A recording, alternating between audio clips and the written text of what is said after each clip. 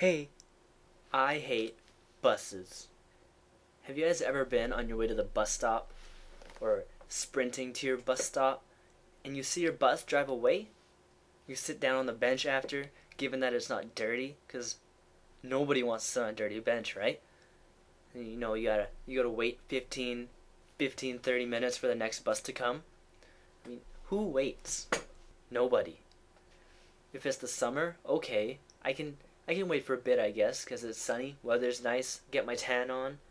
But not when it's fall or winter, where it's cold, it's wet, especially if you're at a bus stop with no roof on top of your head and it's just raining or snowing, doesn't matter because it's still wet. So you're there.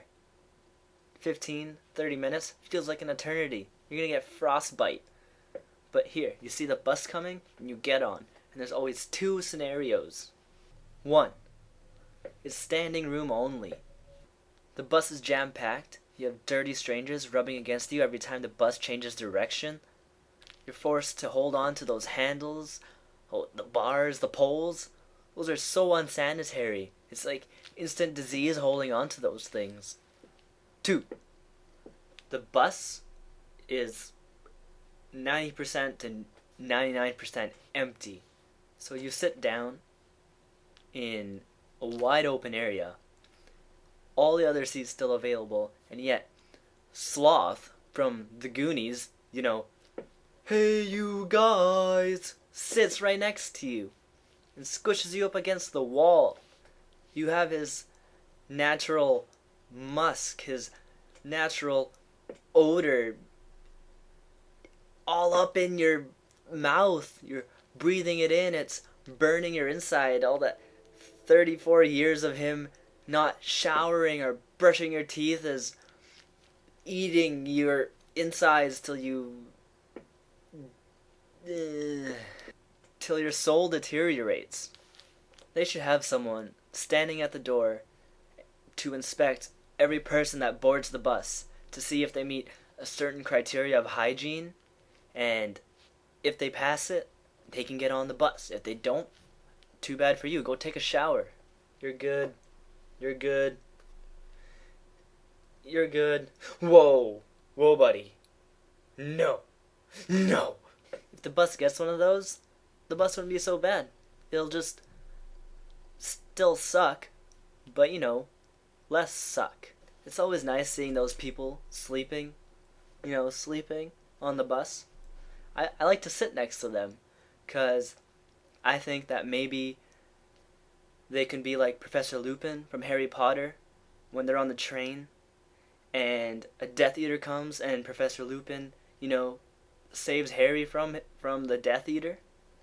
I always sit next to those people in hopes of them being Professor Lupin because Death Eaters are real. Harry Potter's a true story. You got to be prepared. There's also those funny people, right? They're by themselves. They're not with anyone. They don't think anyone's watching. The bus is full, and they think everyone's oblivious to what they're doing. But there's always that one guy. That one guy. You know what he generally does. He tries to play it all cool, and he goes for it. Goes for the nose pick. What does he do after that? That's right. He eats it. Like nobody's watching. Like it's his hobby. Like he was born and raised to pick his nose and eat his boogers. No! Don't do that. Everyone can see you. There's no way in hiding it, no matter what you do. If you want to pick your nose and eat your booger, step off the bus. Do it at the bus stop. Wait for the next bus and get back on. Don't do it while you're on the bus. Everyone can see you. It's disgusting. It's funny. Also, especially if you're ugly. I know, I'm just mean. I find it funnier if you're ugly and you eat your boogers because it's a given that ugly people eat their boogers, right? I'm sorry if you're ugly and you eat your boogers. It's stop watching, I guess. A quick shout out to people who read on the bus though. Good on you, using your time effectively, reading your books before class, and not getting car sick. I congratulate you. Kudos to you. I can't do that. Because, number one, I don't read even when I have my spare time to study. I always do it last minute. Number 2, I get car sick. So I really think you guys do a good job when you do that. So you readers have a great pastime till your destination comes.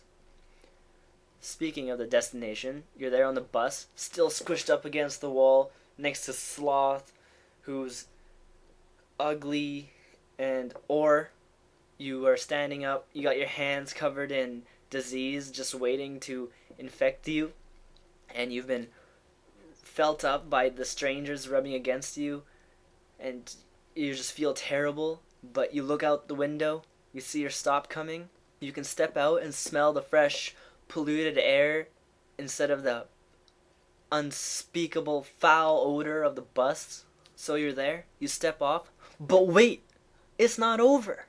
The whole process stops again because you're just transferring onto another bus or another subway or another SkyTrain, depending on where you live, another horse carriage. I don't know. It's always gonna happen. You can't avoid it. It's inevitable. It's ridiculous. That's what it is. I'm out of here. Just kidding. It's not quite over yet. I just want to let you know you can follow me on Twitter at mverzosa01. You can subscribe. I don't really care. This vlog probably sucked. It's my first one. If you subscribe, hey, good for you. I'll be your best friend for a couple days, I guess. The moral of this story is, I don't even know what the moral is. Go ahead and buy your own private bus and party on it. See ya.